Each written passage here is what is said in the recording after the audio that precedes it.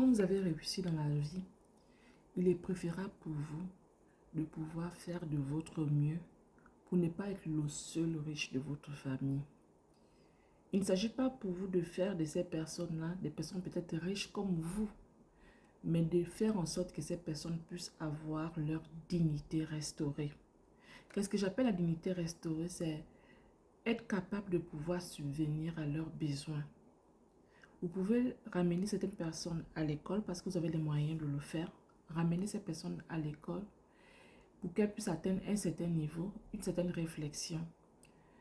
Ou encore, si vous avez la possibilité de trouver du travail à ces personnes, former ces personnes au minimum pour qu'elles puissent être capables de pouvoir avoir un emploi décent qui sera capable de pouvoir rehausser la dignité de cette personne.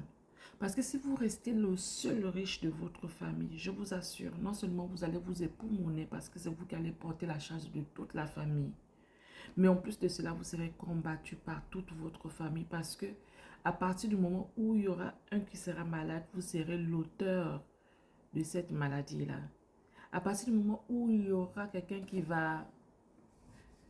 Vous serez l'auteur de le départ de cette personne. À partir du moment où il y aura un souci chez vous, ce sera toujours vous. Et je sais qu'il y a des gens qui aiment ça, qui aiment qu'on puisse aller tout le temps vers eux pour pouvoir demander quoi que ce soit. Mais c'est une erreur. Une erreur dans le sens où vous n'allez pas supporter cette chose pendant longtemps. Vous n'allez pas supporter cette chose pendant longtemps. Si vous êtes un homme, vous êtes appelé à être dans votre ménage avec votre épouse. Votre épouse ne va pas supporter de voir cela. Si vous êtes une femme, eh bien, ce n'est même pas votre charge à vous. Puis l'idéal pour vous, c'est de pouvoir faire en sorte que la dignité de certains des membres de votre famille soit restaurée. Même si c'est par vous que ça doit passer, faites en sorte que vous puissiez le faire. Dans la mesure où vous avez les moyens de le faire, faites-le. Et encouragez ces personnes-là à au moins obtenir quelque chose qui pourra l'aider à sortir d'un certain niveau.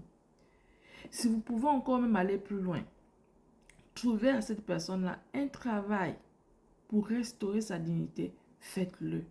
Comme ça, à partir du moment où cette personne aura des soucis d'argent, vous ne serez plus là à traiter tous les problèmes de cette personne-là. Vous viendrez en aide parce que peut-être que ce qu'elle a, ça ne lui permet pas de pouvoir résoudre totalement son problème. Elle a besoin d'un apport extérieur. Et là, vous viendrez comme quelqu'un qui vient l'aider déjà avec ce qu'elle a.